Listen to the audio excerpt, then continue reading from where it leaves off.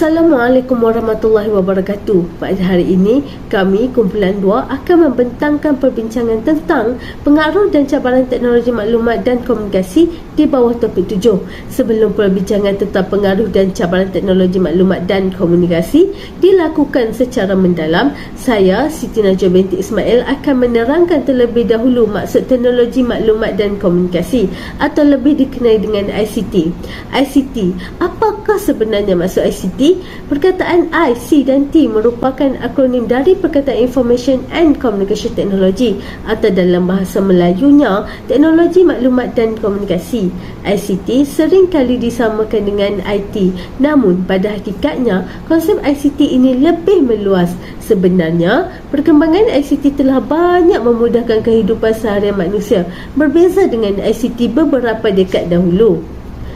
Perkembangan ICT di Malaysia sebenarnya telah lama bermula, iaitu sejak 1983 oleh Dr. Mohamed Awanglah, seorang jurutera dan ahli akademik yang memulakan idea untuk menghubungkan Malaysia dengan dunia menerusi internet di Makmal Universiti Malaya.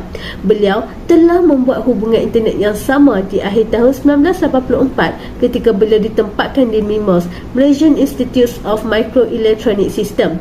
Pada tahun 1989, rangkaian komputer Malaysia RANCOM dengan kemudahan sambungan antarabangsa telah ditubuhkan oleh Dr. Mohamed Awanglah.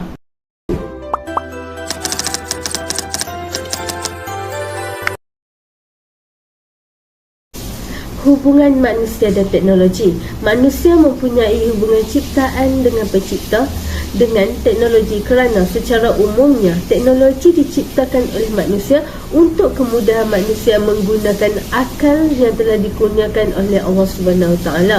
Selain itu, hubungan teknologi dan manusia ialah teknologi digunakan sebagai alat perhubungan dan komunikasi sesama manusia. Perkembangan teknologi dapat dilihat dalam alat komunikasi juga. Contohnya, pada zaman dahulu, telefon bimbit tidak mampu menyimpan maklumat, namun sekarang hanya dengan sekali sentuh, maklumat sudah di tangan kita. Bukan itu sahaja, teknologi juga dikembangkan oleh manusia untuk memudahkan sistem rekod yang juga diciptakan oleh manusia sendiri. Melalui internet, semua sistem rekod dapat disusun dengan kemas dan dapat dikongsi untuk manusia yang berkaitan dengan mudah. Selain itu, teknologi juga digunakan sebagai alat atau sistem keselamatan. Perkembangan teknologi pada era serba canggih ini, teknologi telah dipercayai oleh manusia untuk menjaga properti mereka. Baiklah, setakat itu sahaja pengenalan topik daripada saya. Sekarang, perbincangan ini akan dilanjutkan oleh Najwa Hanani.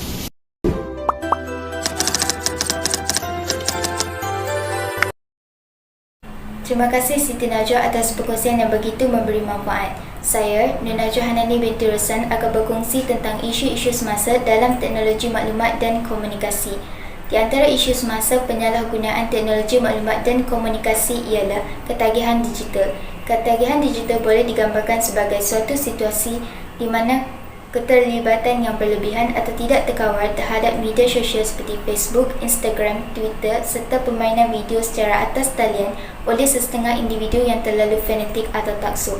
Kesenarakan melayari laman-laman sosial seperti ini telah menyebabkan seseorang menghabiskan banyak waktu terluang daripada melakukan aktiviti-aktiviti yang lebih berfaedah.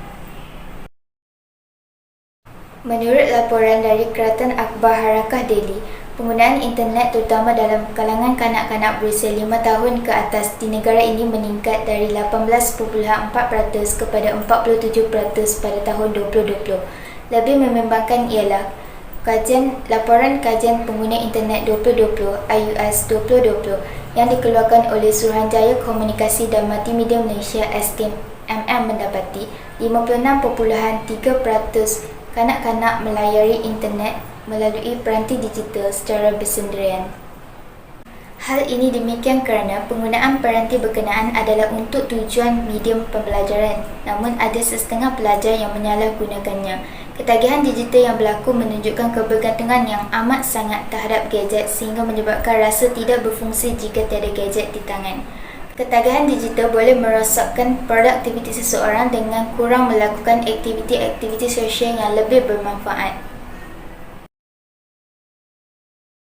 Isu lain dalam penyalahgunaan teknologi maklumat dan komunikasi ialah melayari laman sesawang yang tidak bermoral dan pornografi. Pornografi merupakan satu perbuatan yang dianggap melanggar nilai moral iaitu mendedah atau menunjukkan aurat secara keterlaluan sehingga mendatangkan gairah kepada mereka yang melihatnya. Malaysia Against Pornography MAP adalah sebuah pertubuhan bukan kerajaan dan tidak berorientasikan keuntungan yang bertujuan memperjuangkan ancaman pornografi dalam kalangan masyarakat Malaysia secara kolektif. Kajian MAP pada 2018 mendedahkan data iaitu kira-kira 80% kanak-kanak berusia 10 tahun hingga 17 tahun telah menonton pornografi secara sengaja. Sebagai contoh, labakan drama Melayu yang ditayangkan di stesen televisyen pada masa kini serta permainan atas talian yang memaparkan penampilan aksi berunsur seksi turut dilihat sebagai ancaman pornografi kepada kanak-kanak dan remaja. Ia banyak tersebar dalam kalangan masyarakat kini dan digunakan secara meluas seolah-olah tidak dianggap sebagai suatu kesalahan maupun ancaman. Imej atau gambaran pornografi yang dilihat akan melekat pada pemikiran manusia dalam jangka masa yang lama dan sukar dilupakan. Gambaran ini akan berulang-ulang datang dalam pemikiran manusia sehingga mengganggu fokus terhadap aktiviti yang dilakukan. Menurut pandangan ulama, sikap mendudukkan pandangan daripada perkara yang haram akan dapat membersihkan hati dan mengindahkan akhlak seseorang individu. Generasi muda khususnya lebih terdedah untuk melayari laman sesawang yang tidak bermoral dan pornografi disebabkan benteng agama yang tidak kukuh. Seterusnya, perbincangan kita akan diteruskan lagi oleh Nur Hamizatul.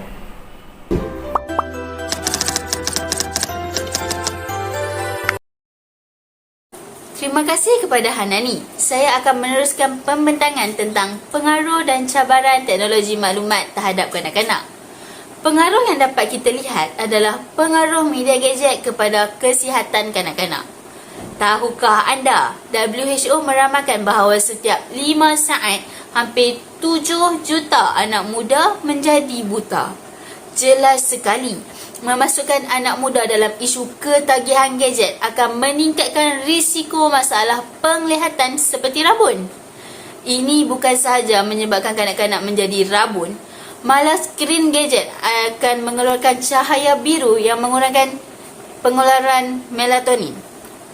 Melatonin merupakan hormon yang mengawal kitaran tidur dan bangun seseorang. Seterusnya ialah cabaran dalam membendung kandungan negatif daripada kanak-kanak. Kanak-kanak di masa kini pantas menongkah arus masa seiring perkembangan teknologi di peringkat dunia. Ada kalanya kanak-kanak lebih mengetahui mengenai teknologi dan gadget lebih daripada ibu bapa mereka. Ini memberi cabaran buat ibu bapa untuk membendung kandungan yang dilayari atau ditonton oleh anak-anak mereka. Ini juga menyukarkan ibu bapa untuk menyekat sepenuhnya akses daripada kandungan negatif yang mampu merosakkan akhlak, etika dan minda kanak-kanak itu sendiri. Sekian dari saya akan memberi ruang kepada Danish untuk meneruskan pembentangan.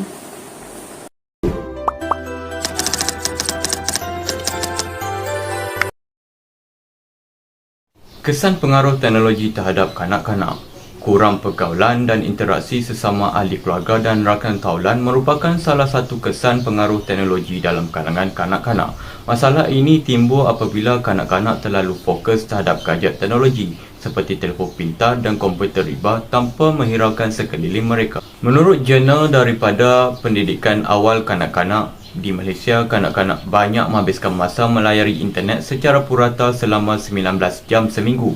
Manakala 9 daripada 10 kanak-kanak di Malaysia telah terdedah kepada pengalaman negatif semasa melayari internet. Tambahan lagi, penggunaan gadget turut memberi impak yang negatif kepada perkembangan saraf motor kanak-kanak. Implikasi negatif daripada perbuatan ini sudah pasti hubungan kekeluargaan semakin renggang. Ditambah pula, ibu bapa mereka tidak menegur sedikit pun perbuatan si anak itu. Lama-kelamaan, anak-anak tidak mengenal saudara sendiri. Di samping itu, pengaruh media sosial terhadap kanak-kanak memberikan impak negatif terhadap penglihatan mereka. Hal ini demikian kerana penggunaan gadget tanpa pengawasan dan terlalu agresif mampu menyebabkan masalah penglihatan mata kanak-kanak semakin hari semakin memburuk. Penggunaan gadget berlebihan akan menyebabkan kanak-kanak kurang melakukan aktiviti luar rumah. Kajian mendapati kanak-kanak yang mempunyai rabun jauh mempunyai dopamin yang rendah berbanding kanak-kanak penglihatan normal. Dopamin merupakan tindak balas kimia yang dihasilkan oleh tubuh apabila terdedah kepada cahaya matahari. Ia didapati bertindak untuk merencatkan proses pemanjangan bola mata yang menjadi antara punca rabun jauh. Penggunaan gadget juga akan menyebabkan renggangan berbola mata turut berlaku apabila proses akomodasi berlaku pada masa yang lama. Ini juga akan menyebabkan pemanjangan berbola mata berlaku dan menyumbang kepada peningkatan kuasa rabun jauh anak-anak. Sebagai tamsilnya, kanak-kanak terbabit melihat subjek bersifat video 3D daripada gadget mereka dengan tempoh yang terlalu lama. Cuba bayangkan sekira ibu bapa misalnya mengawal penggunaan media sosial dalam kalangan anak-anak. Sudah pasti masalah penglihatan dapat dibelenggu, khususnya rabun jauh dan juga silau. Terima kasih. Seterusnya, saya memberi laluan kepada Aisyah untuk meneruskan diskusi ini.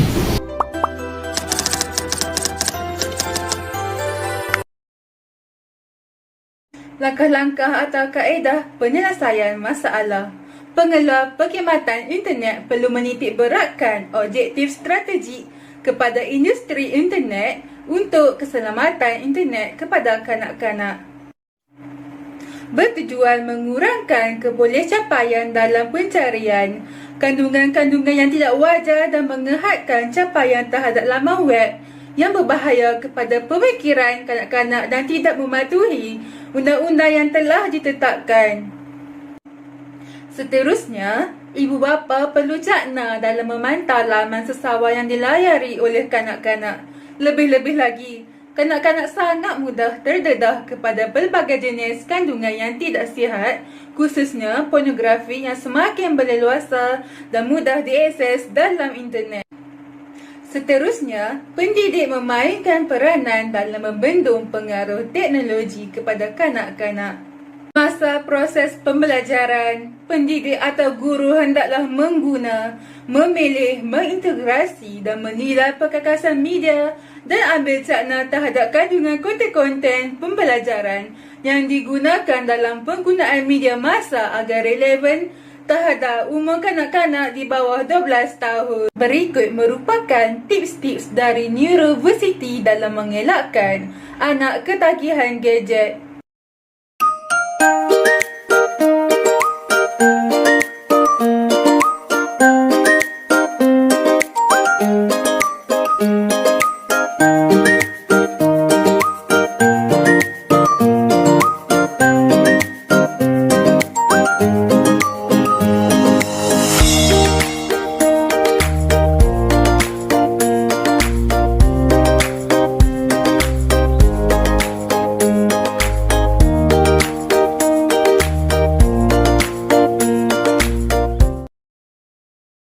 Keperluan etika dalam penggunaan internet dalam pembentukan akhlak amat penting. Yang pertama, keperluan etika nilai murni. Mengaplikasi etika nilai murni yang baik dapat membuatkan sebuah negara mempunyai rakyat yang sejahtera dari segi pemikiran. Keperluan nilai etika. Individu yang beretika ialah individu yang mempertahankan tanggungjawab moral dan sosial sekaligus membentuk akhlak yang terpuji. Seperti yang kita boleh lihat, Islam telah menyediakan prinsip etika dan akhlak yang luhur untuk diamalkan oleh semua peringkat manusia di alam cyber ini. Antara nilai positif ialah hormat menghormati. Oleh itu, ibu bapa perlu mendidik anak mereka supaya mengamalkan sikap hormat menghormati sesama insan bagi mengelakkan berlaku kucak kaca antara masyarakat. Etika Islam ialah sinonim dengan akhlak. Islam menggariskan cara berakhlak mulia di dalam Al-Quran. Di dalam surah Al-Baqarah ayat 83, Allah berfirman, serta ucapkanlah kata-kata yang baik kepada manusia. Selaku pengguna teknologi, kanak-kanak perlu mengambil pengajaran daripada ayat tersebut. Pengaplikasi etika Islam dapat membentuk pribadi yang luhur. Kerajaan perlu pastikan kanak-kanak di Malaysia mengaplikasikan akhlak-akhlak yang baik ketika menggunakan media sosial. Hal ini dapat dikaitkan dengan hadis Rasulullah dan berakhlaklah dengan manusia dengan akhlak yang baik. Lain dengan Siti Peluh Otak saya ingat pula. Mudahan sambungan antara bangsa telah ditubuhkan oleh Dr. Muhammad Tipu. Di samping itu, pengaruh sosial media terhadap Tahukah anda? Ada soalan ada duit. Tasha. Lagi. Aku dah boleh tiap dah. Dah. Shh. Dah. 1, 2, 3. Seperti yang kita boleh lihat, Islam telah menyediakan prinsip etika dan akhlak yang luhur